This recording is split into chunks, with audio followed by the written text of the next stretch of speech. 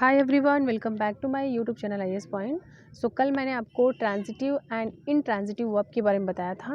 तो कुछ चीज़ें ऐसी हैं जो एक्स्ट्रा चीज़ें हैं, मैं आपको इस वीडियो में बताऊंगी। तो इसको वॉच करने से पहले आप मेरी पिछली वीडियो देख सकते हैं हमारे यूट्यूब चैनल पे जा करके। सो किसी वर्ब को ये डिफ़ाइन करना, हालांकि मैंने आपको कल बताया हुआ था, बट एक बार फिर से मैं रिपीट करना चाहूँगी कि किसी वर्ब को ये डिफ़ाइन करना कि ये ट्रांजिटिव है या फिर इनट्रांजिटिव है, ये ग्रामेटिकली कहना गलत हो सकता है। बट किसी वर्ब को उस सेंटेंस में ट्रांजिटिवली बिहेव कराया गया है या इनट्रांजिटिवली बिहेव कराया गया है, ये कहना बेहतर है। तो या फिर आप बोल सकते हो कि कोई वर्ब ट्रांजिटिव है या इनट्रांजिटिव है, ये कहना थोड़ा गलत होगा। क्योंकि क्या होता है कि कोई मतलब ऐसे हम सोच लेते हैं कि हाँ, इसमें ऑब्जेक्ट्स हैं, इसमें ऑब्जेक्ट नहीं है, तो ये ट्रांजिटिव है या फिर इनट्रांजिटिव है। हाँ, हो सकते हैं, बट कभी कभी हम क्या होता है कि कंफ्यूज हो जाते हैं। तो कोई वर्ब ट्रांजिटिव है या इनट्रांजिटिव है, ये कहना थोड़ा गलत होगा। बिकॉज इंग्लिश में वर्ब ट्रांजिटिव एंड इनट्रांजिटिव दोनों तरह से बिहेव कर सकते हैं। आप ये कह सकते हैं कि सेंटेंस में, यानी उस सेंटेंस में उससे ट्रांजिटिवली बिहेव कराया गया है या फिर इनट्रांजिटिवली बिहेव कराया गया। तो चलिए, जैसे मैं कुछ आपको एग्जांपल्स बताती हूँ। जैसे मैंने एक एग्जांपल बोला कि he fought very well. He fought very well. अब कुछ लोग बोलेंगे वेरी वेल जो है कि वो हमारा फॉट का ऑब्जेक्ट है। नहीं, वेल हमारा क्या है, एक एडवर्ब है। वेरी हमारा क्या है, एक एडवर्ब है। तो वेरी वेल हमारा वर्ब एडवर्ब हो गया। तो ही फॉट वेरी वेल, तो इसमें हमारा कोई भी ऑब्जेक्ट नहीं है, इसलिए हमारा इंट्रांजिटिव है। मैंने आपको बताया था कल ही कि जिसके पास ऑब्जेक्ट्स होते हैं वो हमारा ट्रांजिटिव कहलाता है, जिसके पास ऑब्जेक्ट नहीं होते वो हमारा इंट्रांजिटिव कहलाता है। सो ही फॉट वेरी वेल, तो ही फॉट के बाद हमारा कोई ऑब्जेक्ट नहीं, वेरी वेल हमारा एडवर्ब है, तो इसमें हमारा कोई ऑब्जेक्ट नहीं है, इसलिए हमारा इंट्रांजिटिव वर्ब हो गया। मैं आपको एक और बात बताना चाहूँगी कि वर्ब के ऑब्जेक्ट हमेशा नाउन या प्रोनाउन हो सकते हैं, एडवर्ब किसी के ऑब्जेक्ट नहीं हो सकते। मैंने आपको कल की वीडियो में भी बताया था कि वर्ब के जो ऑब्जेक्ट हो वो हमारा नाउन या प्रोनाउन हो सकते हैं, बट एडवर्ब किसी का ऑब्जेक्ट नहीं हो सकता। अब जैसे मैंने एग्जांपल बोला कि the driver stop the train. The driver stop the train, तो यहाँ पे हमारा ऑब्जेक्ट है, तो ये जाहिर सी बात है, जब ऑब्जेक्ट है तो हमारा ट्रांजिटिव है स्टॉप द ट्रेन। और ये हमारा स्टॉप जो हमारा वर्ब है, और वर्ब का हमारा ऑब्जेक्ट क्या है, द ट्रेन है। बट अगर मैं ये कहना चाहूँ कि the train stop suddenly, the train stop suddenly, अब यहाँ पे सडनली हमारा क्या है, ये हमारा एडवर्ब है, तो ये हमारा इनट्रांजिटिव है, यानी ये इसमें ऑब्जेक्ट नहीं है, इसलिए हमारा इनट्रांजिटिव है। अब जैसे अगर मैं बोलूँ कि she is dancing and her brother is singing. She is dancing and her brother is singing, तो यहाँ पे ये हमारा इनट्रांजिटिव है, क्योंकि वो शी इज़ डांसिंग, वो डांस कर रही है, वह और उसका भाई गाना गा रहा है। इसमें हमारा ऑब्जेक्ट नहीं है कि वह क्या मतलब कैसे डांस करिए कैसे नहीं डांस करिए, तो ये हमारा कुछ ऐसा है नहीं, तो ये हमारा इनट्रांजिटिव है। बट अगर मैं ये बोलूँ कि he is songing a Hollywood song या फिर he is songing a Bollywood song, तो ये हमारा ट्रांजिटिव वर्ब है। क्यों? क्योंकि यहाँ पे हमारा वर्ब के बाद तुरंत हमारा ऑब्जेक्ट, यानी वर्ब का ऑब्जेक्ट आया, यानी he is singing a Bollywood song या हॉलीवुड सॉन्ग, तो इसलिए हमारा ट्रांजिटिव है। अब जैसे मैं एक एग्जाम्पल आपको बताऊँ, जैसे कि we eat so that we may live. ये मतलब बहुत सारी फ्रेजेज आपने इसे पढ़ा होगा। We eat so that we may live, हम इसलिए खाते ताकि हम जिंदा रह सकें, हम लोग जीवित रह सकें।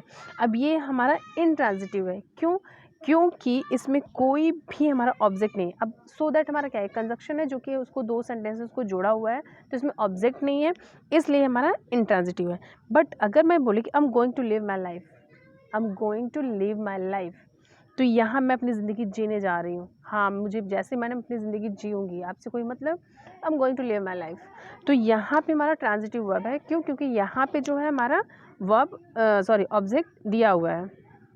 अब जैसे अगर मैं कुछ और आपको एग्जांपल बताऊँ कि she invited his friend. She invited his friend, तो मैं आपको है बोल, she invited her friend. She invited her friend, तो हर फ्रेंड हमारा क्या है, नाउन है, और मैंने आपको बताया हुआ है कि किसी भी वर्ब का ऑब्जेक्ट जो है वो नाउन या प्रोनाउन हो सकता है। तो ऑफकोर्स ये ऑब्जेक्ट है, तो हमारा ट्रांजिटिव वर्ब है। या फिर अगर मैं बोलूँ कि शी इनवाइटेड मी, हाँ उसने मेरे को भी बुलाया, शी इनवाइटेड मी, तो ये जो मी है वो हमारा प्रोनाउन है, तो दोनों हमारा ट्रांजिटिव वर्ब है, यानी शी इनवाइटेड हर फ्रेंड और शी इनवाइटेड मी, तो दोनों हमारा ट्रांजिटिव वर्ब है। क्यों? क्योंकि दोनों के पास ऑब्जेक्ट्स हैं, और मैंने आपको बताया है कि किसी भी वर्ब का ऑब्जेक्ट नाउन या प्रोनाउन हो सकता है। कुछ और चीज़ें मैं आपको बोलना चाहूँगी कि हमेशा से हम सुनते आए हैं कि जिनके पास ऑब्जेक्ट्स होते हैं वो ट्रांजिटिव होते हैं, और जिनके पास नहीं होते हैं, मतलब जिनके पास ऑब्जेक्ट नहीं होते वो इनट्रांजिटिव होते हैं। ये हम सुनते हैं ना कि हमेशा से हम सुनते हैं कि जिनके पास ऑब्जेक्ट्स होते हैं वो ट्रांजिटिव होते हैं, और जिनके पास ऑब्जेक्ट नहीं होते वो इनट्रांजिटिव होते हैं। बट किसी ने ये नोटिस कराया कि वो ऑब्जेक्ट क्या क्या हो सकते हैं। ठीक है, मैंने ये सीखा कि जिनके पास ऑब्जेक्ट होते हैं वो ट्रांजिटिव होता है, जिनके पास नहीं होता वो इनट्रांजिटिव होता है। बट किसी ने ये नोटिस कराया कि ऑब्जेक्ट क्या क्या हो सकते हैं, यानी कुछ भी ऐसा दिया रहा है तो हम सब उन सब सारी चीज़ों को हम ऑब्जेक्ट ही समझ लें। जैसे कि द ट्रेन स्टॉप सडनली, हम यहाँ पे भी ऑब्जेक्ट ही समझ लें? नहीं, हम इसको नहीं समझ सकते, क्योंकि लैंग्वेज एक शब्द से तो नहीं बनती, बहुत सारी वेरिएशंस होते हैं किसी भी लैंग्वेज के कहने के, बोलने के, बताने के, लिखने के। तो एक बहुत सी अच्छी स्लाइड है जो कि आप बहुत ध्यान से सुनिएगा और देखिएगा इस वीडियो में। किसी ट्रांजिटिव वर्ब के जो ऑब्जेक्ट होते हैं वो सिर्फ एक शब्द से न होकर के पूरे फ्रेज, क्लॉज, जेरंड और भी हो सकते हैं। ध्यान से सुनिएगा मैंने क्या कहा कि किसी ट्रांजिटिव वर्ब के ऑब्जेक्ट्स सिर्फ एक शब्द के न होकर के पूरे फ्रेज, क्लॉज, जेरंड और भी शब्द हो सकते हैं। अब जैसे कि मैं एग्जांपल बोलना चाहूँगी कि he wants to leave the city, he wants to leave the city. हाँ, he wants a mobile, he wants a job. ठीक है, ये ऑब्जेक्ट्स हैं कि उसे एक मोबाइल चाहिए, वह एक मोबाइल चाहती है, उसे एक जॉब चाहिए।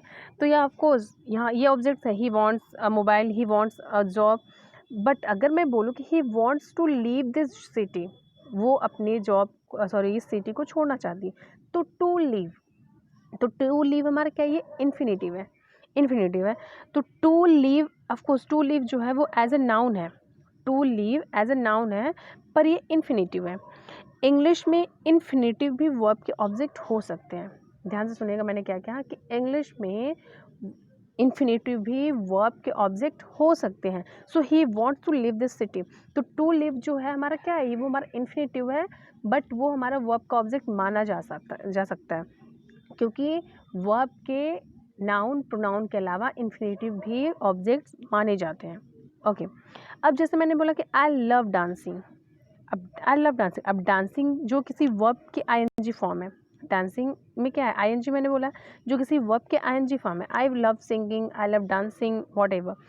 तो जेरंड भी इंग्लिश में वर्ब के ऑब्जेक्ट हो सकते हैं, यानी एक तो हमारा इन्फिनेटिव्स भी वर्ब के ऑब्जेक्ट हो सकते हैं, नाउन और प्रोनाउन भी इंग्लिश में ऑब्जेक्ट हो सकते हैं, एंड जेरंड भी इंग्लिश में वर्ब के और ऑब्जेक्ट हो सकते हैं, क्योंकि जेरंड भी एक नाउन की तरह बिहेव करती है।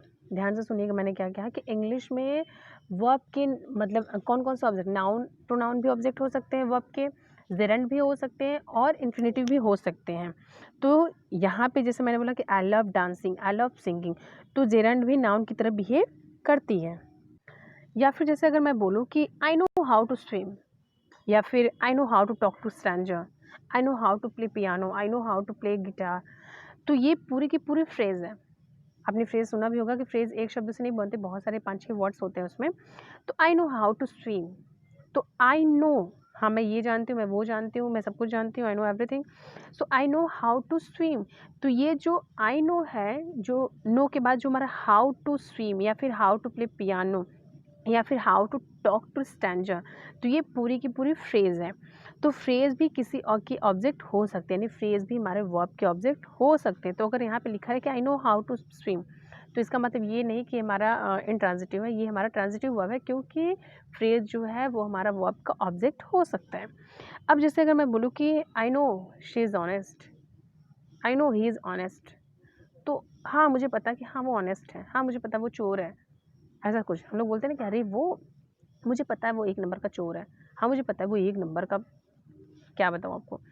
तो हाँ, so I know he is honest, I know she is honest, I know she is a good person. तो वहाँ पे जो ये हमारे क्लॉज है, जब ही इज़ ऑनेस्ट हमारा क्या है, ये हमारा पूरे के पूरे क्लॉज है। तो क्लॉज वो होते हैं जिसमें खुद का सब्जेक्ट और खुद का ऑब्जेक्ट होता है। क्लॉज भी किसी वर्ब के ऑब्जेक्ट हो सकते हैं। ध्यान से सुनिए, कुछ एक्स्ट्रा हैं, तो क्लॉज भी किसी वर्ब के ऑब्जेक्ट हो सकते हैं। तो अगर ये वीडियो आपको पसंद आए तो please like, share and comment करना ना भूलें। Thank you.